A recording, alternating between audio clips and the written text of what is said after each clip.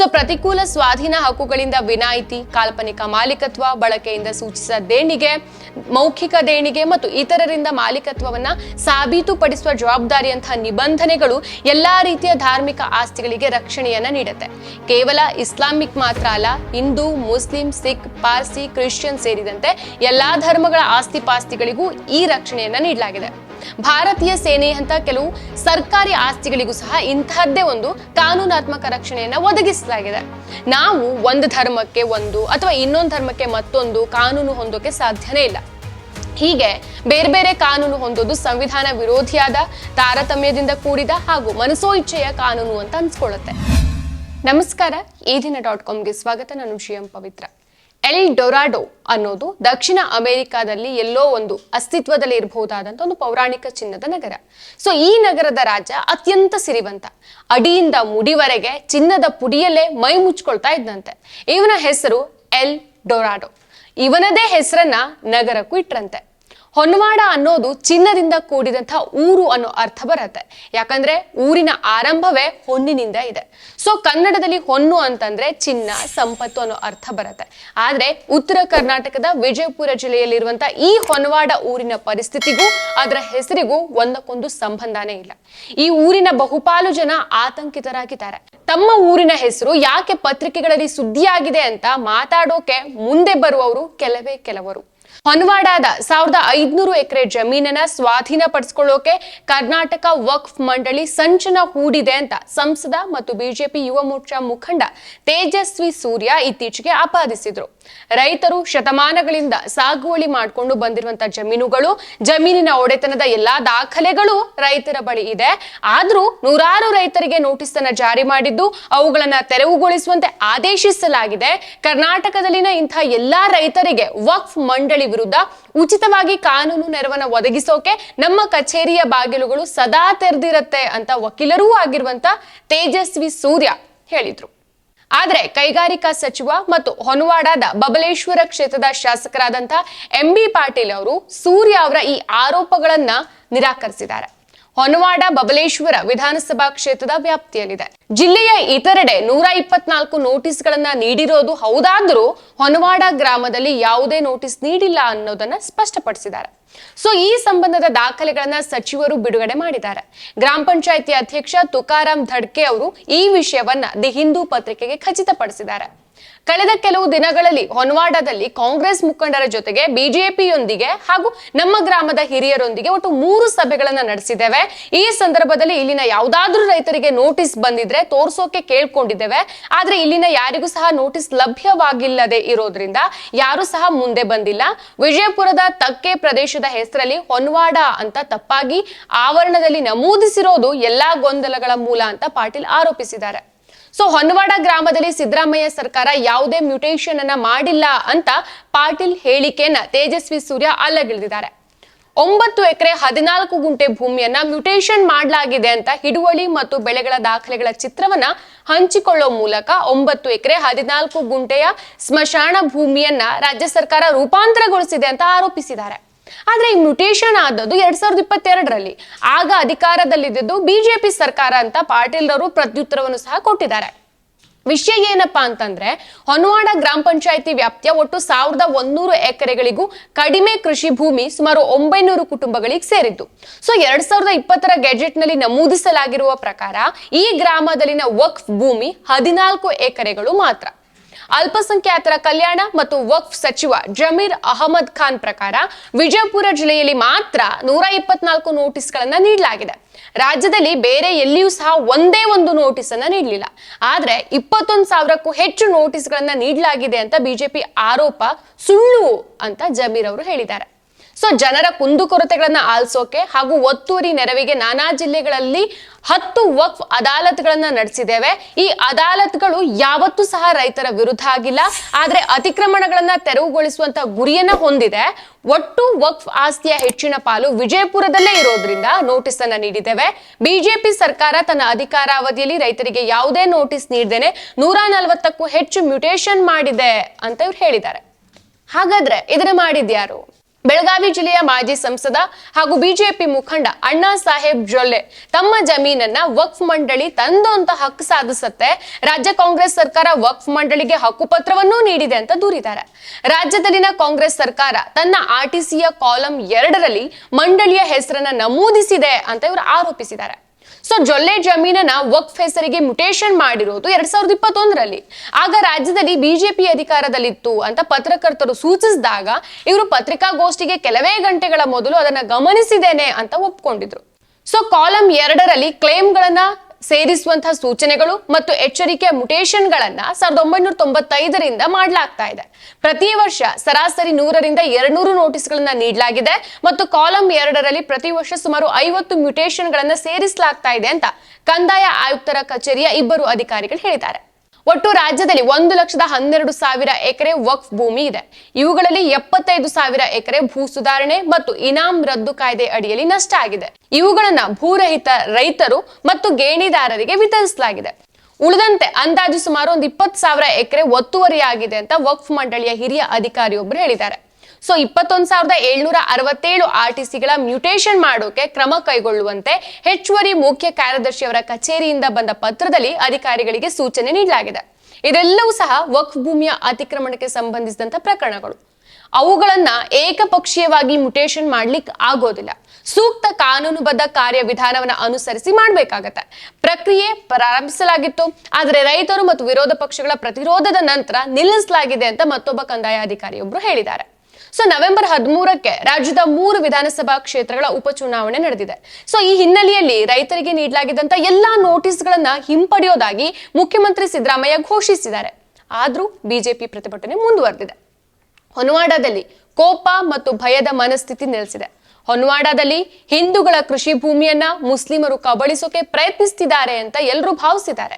ಇದು ನಿಜ ಅಲ್ಲ ಅನ್ನೋದು ಗ್ರಾಮದ ನಮ್ಮ ಹಿಂದೂ ಸಹೋದರರಿಗೂ ತಿಳಿದಿದೆ. ಆದ್ರೆ ಹೊರಗಿನವರು ನಾವೇ ಭೂಗಳರು ಅಂತ ಭಾವಿಸ್ತಾರೆ. ಹೊರಗಿನವರಿಗೆ ಮನವರಿಕೆ ಮಾಡೋದು ಕಷ್ಟ ಅಂತ ಗ್ರಾಮದ ಸಣ್ಣ ರೈತ ಮತ್ತು ಹಣ್ಣಿನ ವ್ಯಾಪಾರಿ ಅನ್ವರ್ ಭಾಗ್ವಾನ್ ಅವರು ಹೇಳಿದ್ದಾರೆ. ಸೊ ಈ ಗ್ರಾಮದಲ್ಲಿ ಮುಸಲ್ಮಾನರ ಸಂಖ್ಯೆ ಸುಮಾರು 12,000ದಷ್ಟಿದೆ. ಈ ಪೈಕಿ ಮತದಾರರ ಸಂಖ್ಯೆ 1,700 ಅಷ್ಟೇ. ಈಗ ಕುಖ್ಯಾತಗೊಳಿಸಲಾಗಿರುವಂತಹ ಸ್ಮಶಾನ ಅಥವಾ ಕಬರಸ್ತಾನ್ ಈ ಗ್ರಾಮದ ಇನ್ನೊಂದು ಬದಿಲಿದೆ. ಸೊ ಇದು ಎಲ್ಲಾ ಧರ್ಮಗಳ ಅನುಯಾಯಿಗಳನ್ನ ಹೊಂದಿರುವಂತಹ ಮಧ್ಯಕಾಲೀನ ಯುಗದ ಸೂಫಿ ಸಂತ ಮೆಹಬೂಬ್ ಸುಬಾನಿ ಅವರ ದರ್ಗಾ. ಸೊ ಈ ದರ್ಗಾದ ಸುತ್ತಮುತ್ತಲು ಒಟ್ಟು ಒಂದು 23 ಎಕರೆ ಭೂಮಿಯಲ್ಲಿ ಸುಮಾರು 8 ಸ್ಮಶಾನ ಇದೆ. ಈ 23 ಎಕರೆಯಲ್ಲಿ ಎಲ್ಲಾ 8 ಪ್ರಮುಖ ಸಮುದಾಯಗಳು ತಮ್ಮಲ್ಲಿ ಸತ್ತವರನ್ನ ಹೂಳ್ತಾರೆ ಅಥವಾ ಸುಡ್ತಾರೆ. ಲಿಂಗಾಯತರು ಮತ್ತು ಕುರುಬರಂತೆ ಪ್ರಭಾವ ಹೊಂದಿರುವಂತಹ ಸಮುದಾಯಗಳು ತಮ್ಮ ಸ್ಮಶಾನಗಳಿಗೆ ಬೇಲಿಯನ್ನ ಹಾಕೊಂಡಿದೆ. ಈ 23 ಎಕರೆಯಲ್ಲಿ 9 ಎಕರೆ 14 ಗುಂಟೆ ಮಾತ್ರ ವಕ್ಫ್ ಮಂಡಳಿಯ ಆಸ್ತಿಯಾಗಿ ಉಳಿದಿದೆ ಅಂತ ಗೆಜೆಟ್ ಹೇಳುತ್ತೆ. ಆದ್ರೆ ಈ 9 ಎಕರೆ 14 ಗುಂಟೆಯಲ್ಲಿ ಅರ್ಧದಷ್ಟು ಮಾತ್ರ ಮುಸ್ಲಿಮರಿಗೆ ಹೂಳೋಕೆ ಸ್ಮಶಾನ ಭೂಮಿಯಾಗಿ ಲಭ್ಯ ಇರೋದು.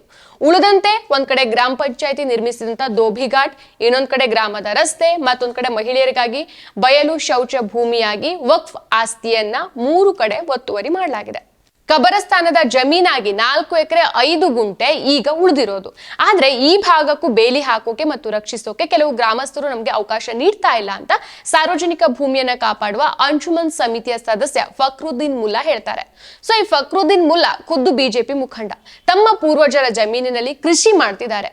1990ರ ದಶಕದವರೆಗೂ ಸಹ ಹಿಂದೂ ಮುಸ್ಲಿಮರ ನಡುವೆ ಯಾವುದೇ ಭಿನ್ನಾಭಿಪ್ರಾಯ ಇರಲಿಲ್ಲ. ಆದ್ರೆ ಬಾಬ್ರಿ ಮಸೀದಿ ನೆಲಸಮದ ನಂತರ ಸಮಸ್ಯೆಗಳು ಗಲಭೆಗಳು ಶುರುವಾಯಿತು ಅಂತ ಇವ್ರು ಹೇಳ್ತಾರೆ. ಸೊ ಮೊದಲಿಂದಾನು ಇದುವರೆಗೆ ನಡ್ಕೊಂಡು ಬಂದಿರುವಂತಹ ಮಾತಿನ ಚಕಮಕಿಗಳ ನಡುವೆ ತಾನು ಮಧ್ಯಪ್ರವೇಶಿಸಿ ರಾಜಿ ಮಾಡಿಸೋಕೆ ಮುಂದಾಗಿದ್ದೇನೆ ಅಂತ ಕೂಡ ಹೇಳಿದ್ದಾರೆ. ವಕ್ಫ್ ಬೋರ್ಡ್ ನೋಟಿಸ್ ನೀಡಿಕೆಯ ವಿರುದ್ಧ ಬಿಜೆಪಿ ನೇತೃತ್ವದಲ್ಲಿ ಹೊನವಾಡದಿಂದ ಆರಂಭವಾದಂತಹ ಅಭಿಯಾನ ಇದೀಗ ಇಡೀ ರಾಜ್ಯಕ್ಕೆ ವ್ಯಾಪಿಸಿದೆ. ಕಲಬುರ್ಗಿ, ಬೀದರ್, ಶಿವಮೊಗ್ಗ ಮತ್ತು ಇತರ ಹಲವು ರಾಜ್ಯಗಳ ರೈತರು ಸಹ ಇದೇ ರೀತಿ ಕಳವಳವನ್ನ ವ್ಯಕ್ತಪಡಿಸಿದ್ದಾರೆ. ಯಾಕಂದ್ರೆ ಅವರ ಆರ್ಟಿಸಿಗಳಲ್ಲಿ ಈಗ ವಕ್ಫ್ ಆಸ್ತಿ ವಹಿವಾಟನ್ನ ನಿಷೇಧಿಸಲಾಗಿದೆ ಅನ್ನೋ ಉಲ್ಲೇಖ ಇದೆ ಅಂತ ಬಿಜೆಪಿ ಮುಖಂಡರು ಆರೋಪಿಸಿದ್ದಾರೆ. ಇದು ರಾಜ್ಯದಾದ್ಯಂತ ರೈತರಿಗೆ ತಮ್ಮ ಆರ್ಟಿಸಿಗಳನ್ನ ಪರಿಶೀಲಿಸೋಕೆ ಮತ್ತು ಸಂಬಂಧಪಟ್ಟ ಡೆಪ್ಯೂಟಿ ಕಮಿಷನರ್ಗಳಿಗೆ ದೂರು ಕೊಡೋಕೆ ಕಾರಣ ಆಗ್ತಾ ಇದ್ದು ದಿಗಿಲಿನ ವಾತಾವರಣವನ್ನ ಸೃಷ್ಟಿಸಿದೆ. ಸದಾ ತೀವ್ರ ಮುಸ್ಲಿಂ ವಿರೋಧಿ ಹೇಳಿಕೆಗಳನ್ನ ನೀಡುವಂತಹ ಮಾಜಿ ಕೇಂದ್ರ ಸಚಿವ ಬಸವನಗೌಡ ಪಾಟೀಲ್ ಯತ್ನಾಳ್ ಕೆಲ ವಾರಗಳ ಹಿಂದೆ ಬಿಜೆಪಿಯಿಂದ ವಿಜಯಪುರದಲ್ಲಿ ವಕ್ಫ್ ವಿರೋಧಿ ರ್ಯಾಲಿಯನ್ನ ಆಯೋಜಿಸಿದ್ರು. ಅಲ್ಲಿ ಹಲವಾರು ಮುಖಂಡರು ವಕ್ಫ್ ಮಂಡಳಿಯನ್ನ ರದ್ದುಗೊಳಿಸುವಂತೆ ಮತ್ತು ಸಿದ್ದರಾಮಯ್ಯ ಹಾಗೂ ಜಮೀರ್ ಅಹಮದ್ ರಾಜೀನಾಮೆ ಕೊಡುವಂತೆ ಒತ್ತಾಯಿಸಿದ್ರು. ವಕ್ಫ್ ಆಸ್ತಿಯನ್ನ ಅಲ್ಲಾಹನ ಆಸ್ತಿ ಅಂತ ವಿವರಿಸಿದ್ದಕ್ಕಾಗಿ ಕೇಂದ್ರ ಸಚಿವ ಪ್ರಹ್ಲಾದ್ ಜೋಶಿ ಕೂಡ ಜಮೀರ್ ಅವರನ್ನ ಖಂಡಿಸಿದ್ರು. ಬಿಜೆಪಿ ನಾಯಕರು ವಕ್ಫ್ ಮಂಡಳಿಯ ನೋಟಿಸ್ ನೀಡಿಕೆಯನ್ನ ಲ್ಯಾಂಡ್ ಜಿಹಾದ್ ಅಂತ ಬಣ್ಣಿಸ್ಬಿಟ್ರು. ಸೊ ಈಗಾಗಲೇ ತೀವ್ರ ವಿವಾದಕ್ಕೆ ತುತ್ತಾಗಿರುವಂತಹ 2024ರ ವಕ್ಫ್ ತಿದ್ದುಪಡಿ ಮಸೂದೆಯ ಪರಿಶೀಲನೆ ನಡೀತಾ ಇರುವಂತಹ ಜಂಟಿ ಸಂಸದೀಯ ಸಮಿತಿ ಅಧ್ಯಕ್ಷ ಜಗದಂಬಿಕಾ ಪಾಲ್ ವಿಜಯಪುರಕ್ಕೆ ಭೇಟಿ ನೀಡಿ ನೊಂದ ರೈತರನ್ನ ಭೇಟಿ ಮಾಡಿದ್ರು. ರೈತರಿಗೆ ಅನ್ಯಾಯ ಆಗೋಕೆ ಕೇಂದ್ರ ಎನ್ಡಿಎ ಸರ್ಕಾರ ಅವಕಾಶ ಕೊಡೋದಿಲ್ಲ ಅಂತ ಭರವಸೆಯನ್ನ ನೀಡಿದ್ರು. ವಕ್ಫ್ ಕಾಯ್ದೆಯ ನಿಯಮಗಳು ದುರುಪಯೋಗ ಆಗದಂತೆ ನೋಡ್ಕೊಳ್ಳೋಕೆ ಪ್ರಧಾನಿ ನರೇಂದ್ರ ಮೋದಿ ಅವರು ತಿದ್ದುಪಡಿ ಮಸೂದೆನ ತರ್ತಿದ್ದಾರೆ ಅಂತ ಹೇಳಿಕೆ ಕೊಟ್ರು. ಇದು ಸೂರ್ಯ ಜೆಪಿಸಿಗೆ ಪತ್ರ ಬರೆದು ಭೇಟಿ ನೀಡುವಂತೆ ಒತ್ತಾಯಿಸಿದ ನಂತರ ನಡೆದಂತ ಪ್ರಕ್ರಿಯೆಯಾಗಿತ್ತು. ಅಥಣಿ ಮೂಲದ ವಕೀಲ ಸಂಪತ್ ಕುಮಾರ್ ಶೆಟ್ಟಿ ಅವರು ವಕ್ಫ್ ಸಮಸ್ಯೆಯಿಂದ ಸಂತ್ರಸ್ತರಾದಂತ ರೈತರ ಪರ ಹೋರಾಟಕ್ಕೆ ಸಿದ್ಧತೆ ನಡೆಸಿದ್ದಾರೆ. ನಾನೀಗ ಸುಮಾರು 20 ರೈತರ ಭೂ ದಾಖಲೆಗಳನ್ನ ಮತ್ತು ಇತರ ದಾಖಲೆಗಳನ್ನ ಸಂಗ್ರಹಿಸಿದ್ದೇನೆ, ಹೆಚ್ಚಿನದನ್ನ ಹುಡುಕ್ತಾ ಇದ್ದೇನೆ ಮತ್ತು ಹೈಕೋರ್ಟ್ ನಲ್ಲಿ ಅರ್ಜಿ ಸಲ್ಲಿಸ್ತೇನೆ ಅಂತ ಹೇಳ್ತಾರೆ. ಸೊ ಶೆಟ್ಟಿ ಅವರು ಪಡೆದಿರುವಂತಹ ಬಹುತೇಕ ಆರ್ಟಿಸಿಗಳು 2018-23ರ ನಡುವೆ ಮ್ಯೂಟೇಷನ್ ಆಗಿದೆ ಅನ್ನೋ ಬಗ್ಗೆ ಗಮನ ಸೆಳೆದಿದ್ದಾರೆ. ಆದ್ರೆ ಇದನ್ನ ಯಾವ ಪಕ್ಷ ಮಾಡಿದೆ ಅನ್ನೋದು ಮುಖ್ಯ ಅಲ್ಲ ಅಂತ ಅವರು ಸಮರ್ಥಿಸಿಕೊಂಡಿದ್ದಾರೆ. ಆದ್ರೆ 2018ರಿಂದ 2023ರ ನಡುವೆ ರಾಜ್ಯದಲ್ಲಿ ಬಿಜೆಪಿ ಸರ್ಕಾರ ಇತ್ತು ಅನ್ನೋದನ್ನ ನಾವಿಲ್ಲಿ ಗಮನಿಸಬೇಕು. ಇದು ಗಮನಾರ್ಹ ವಿಚಾರ ಕೂಡ ಹೌದು. ಇಂತಹ ತಾರತಮ್ಯವನ್ನ ಅನುಮತಿಸುವ ವ್ಯವಸ್ಥೆನೇ ಒಂದು ದೊಡ್ಡ ಸಮಸ್ಯೆ ಆಗೋಗ್ಬಿಟ್ಟಿದೆ. ನಮ್ಮ ಹೋರಾಟವು ವಕ್ಫ್ ಮಂಡಳಿಗೆ ನೀಡಲಾದ ಅನಿಯಂತ್ರಿತ ಮತ್ತು ಮಿತಿಮೀರಿದ ಅಧಿಕಾರಿಗಳ ವಿರುದ್ಧ ವ್ಯತಿರಿಕ್ತ ಸ್ವಾಧೀನ ಹಕ್ಕುಗಳಿಂದ ವಿನಾಯಿತಿ, ಬಳಕೆ, ಮೌಖಿಕ ದೇಣಿಗೆಗಳು ಹಾಗೂ ಮಾಲೀಕತ್ವವನ್ನ ಸಾಬೀತುಪಡಿಸೋದು ವಕ್ಫ್ ಅಲ್ಲದೆ ಇರುವ ಇತರರ ಜವಾಬ್ದಾರಿ ಅಂತ ಅಂಶಗಳು ಸರಿಯಲ್ಲ. ಪ್ರಧಾನಿ ನರೇಂದ್ರ ಮೋದಿ ಅವರು ಪ್ರಾಯೋಗಿಕವಾಗಿ ರೂಪಿಸಿದ ವಕ್ಫ್ ಕಾಯ್ದೆಗಳನ್ನ ತಿದ್ದುಪಡಿ ಮಸೂದೆಯು ಈ ಎಲ್ಲಾ ತಾರತಮ್ಯದ ನಿಬಂಧನೆಗಳನ್ನ ರದ್ದು ಮಾಡತ್ತೆ ಅನ್ನೋದು ನಮ್ಮ ನಿರೀಕ್ಷೆ ಅಂತ ಕೂಡ ಅವ್ರು ಹೇಳ್ತಾರೆ. ಸೊ ಆದ್ರೆ ಬಿಜೆಪಿ ಮುಸ್ಲಿಮರ ವಿರುದ್ಧ ಪಿತೂರಿ ನಡೆಸ್ತಾ ಇದೆ ಅಂತ ವಕೀಲ ಆರ್ಟಿಐ ಕಾರ್ಯಕರ್ತ ಮತ್ತು ಕಾಂಗ್ರೆಸ್ ಕಾನೂನು ಕೋಶದ ಕಾರ್ಯದರ್ಶಿ ಭೀಮಗೌಡ ಪರಗೊಂಡ ಅವರು ಆರೋಪಿಸಿದ್ದಾರೆ. ವಕ್ಫ್ ಬೋರ್ಡ್ ವಿಚಾರ ಬಿಜೆಪಿಯ ಚುನಾವಣಾ ಮತ್ತು ಉಪಚುನಾವಣೆ ಪ್ರಚಾರದ ಒಂದು ಭಾಗ ಆಗಿದೆ. ಇದು ಬಿಜೆಪಿಯ ಮುಸ್ಲಿಂ ದ್ವೇಷದ ಇಸ್ಲಾಮೋಫೋಬಿಕ್ ಪ್ರಚಾರ ಅಲ್ಲದೆ ಬೇರೇನೂ ಅಲ್ಲ.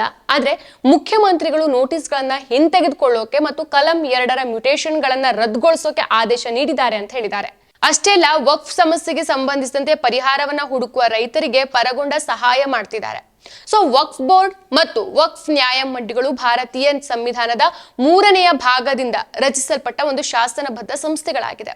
ನೋಟಿಸ್ಗಳ ಸಮಸ್ಯೆ, ಆರ್ಟಿಸಿಗಳ ರೂಪಾಂತರದ ಮೂಲಕ ವಕ್ಫ್ ಮಂಡಳಿಯಿಂದ ಹಕ್ಕು ಸಾಧನೆ, ಕಾನೂನು ಮತ್ತು ಸರ್ಕಾರಿ ಕ್ರಮಗಳ ಮೂಲಕ ಅತಿಕ್ರಮಣಗಳ ನೆರವಿಗೆ ಕ್ರಮಗಳನ್ನ ಕೈಗೊಳ್ಳೋದು ಮತ್ತು ಅದರ ಆಸ್ತಿಗಳನ್ನ ರಕ್ಷಿಸೋಕೆ ಮಂಡಳಿಯು ನ್ಯಾಯಾಲಯಗಳಲ್ಲಿ ಕಾನೂನು ಹೋರಾಟ ನಡೆಸೋದು ವಾಡಿಕೆಯ ಪ್ರಕ್ರಿಯೆ ಆಗಿದೆ. ಸೊ ನೋಟಿಸ್ ನೀಡೋದು ಮತ್ತು ಮ್ಯೂಟೇಷನ್ ಮಾಡೋದು ಕರ್ನಾಟಕ ಮಾತ್ರ ಅಲ್ಲ, ದೇಶದಾದ್ಯಂತ ಎಲ್ಲಾ ಕಾಲದಲ್ಲೂ ಎಲ್ಲಾ ಪಕ್ಷಗಳ ಆಡಳಿತದಲ್ಲಿಯೂ ಸಹ ನಡ್ಕೊಂಡು ಬರ್ತಿರುವಂತಹ ವಾಡಿಕೆಯ ಪ್ರಕ್ರಿಯೆ ಆಗಿದೆ ಅಂತ ಪರಗೊಂಡ ಅವರು ಹೇಳಿದ್ದಾರೆ. ಸೊ ಪ್ರತಿಕೂಲ ಸ್ವಾಧೀನ ಹಕ್ಕುಗಳಿಂದ ವಿನಾಯಿತಿ, ಕಾಲ್ಪನಿಕ ಮಾಲೀಕತ್ವ, ಬಳಕೆಯಿಂದ ಸೂಚಿಸಿದ ದೇಣಿಗೆ, ಮೌಖಿಕ ದೇಣಿಗೆ ಮತ್ತು ಇತರರಿಂದ ಮಾಲೀಕತ್ವವನ್ನ ಸಾಬೀತುಪಡಿಸುವ ಜವಾಬ್ದಾರಿಯಂತಹ ನಿಬಂಧನೆಗಳು ಎಲ್ಲಾ ರೀತಿಯ ಧಾರ್ಮಿಕ ಆಸ್ತಿಗಳಿಗೆ ರಕ್ಷಣೆಯನ್ನ ನೀಡುತ್ತೆ. ಕೇವಲ ಇಸ್ಲಾಮಿಕ್ ಮಾತ್ರ ಅಲ್ಲ, ಹಿಂದೂ, ಮುಸ್ಲಿಂ, ಸಿಖ್, ಪಾರ್ಸಿ, ಕ್ರಿಶ್ಚಿಯನ್ ಸೇರಿದಂತೆ ಎಲ್ಲಾ ಧರ್ಮಗಳ ಆಸ್ತಿ ಪಾಸ್ತಿಗಳಿಗೂ ಈ ರಕ್ಷಣೆಯನ್ನ ನೀಡಲಾಗಿದೆ. ಭಾರತೀಯ ಸೇನೆಯಂತ ಕೆಲವು ಸರ್ಕಾರಿ ಆಸ್ತಿಗಳಿಗೂ ಸಹ ಇಂತಹದ್ದೇ ಒಂದು ಕಾನೂನಾತ್ಮಕ ರಕ್ಷಣೆಯನ್ನ ಒದಗಿಸಲಾಗಿದೆ. ನಾವು ಒಂದು ಧರ್ಮಕ್ಕೆ ಒಂದು ಅಥವಾ ಇನ್ನೊಂದು ಧರ್ಮಕ್ಕೆ ಮತ್ತೊಂದು ಕಾನೂನು ಹೊಂದೋಕೆ ಸಾಧ್ಯನೇ ಇಲ್ಲ. ಹೀಗೆ ಬೇರೆ ಬೇರೆ ಕಾನೂನು ಹೊಂದೋದು ಸಂವಿಧಾನ ವಿರೋಧಿಯಾದ, ತಾರತಮ್ಯದಿಂದ ಕೂಡಿದ ಹಾಗೂ ಮನಸೋ ಇಚ್ಛೆಯ ಕಾನೂನು ಅಂತ ಅನ್ಸ್ಕೊಳ್ಳುತ್ತೆ. ಆದ್ರಿಂದಾನೇ ಹಿಂದೂ ದೇವಾಲಯಗಳಿಗೆ ಸ್ವಾಯತ್ತತೆಯನ್ನ ನೀಡಬೇಕು ಅಂತ ಹಿಂದುತ್ವದ ನಾಯಕರು ಮತ್ತು ಇಸ್ಲಾಮಿಕ್ ಸಂಸ್ಥೆಗಳನ್ನ ಸರ್ಕಾರವು ಕಟ್ಟುನಿಟ್ಟಾಗಿ ನಿಯಂತ್ರಿಸಬೇಕು ಅಂತ ಆಗ್ರಹಿಸ್ತಾರೆ. ಈ ವಾದ ಸರ್ವಥಾ ಸಮರ್ಥನೀಯವಲ್ಲ ಅನ್ನೋದು ಪರಗೊಂಡ ಅವರ ಅನಿಸಿಕೆಯಾಗಿದೆ. ಮತ್ತಷ್ಟು ವಿಶೇಷ ವಿಡಿಯೋಗಳನ್ನು ನೋಡಲು ಮತ್ತು ಹೊಸ ವಿಡಿಯೋಗಳ ಬಗ್ಗೆ ತಿಳಿಯಲು ಈ ದಿನ .com ಯೂಟ್ಯೂಬ್ ಚಾನೆಲ್ ಸಬ್ಸ್ಕ್ರೈಬ್ ಮಾಡಿ ಮತ್ತು ಬೆಲ್ ಐಕಾನ್ ಕ್ಲಿಕ್ ಮಾಡಿ.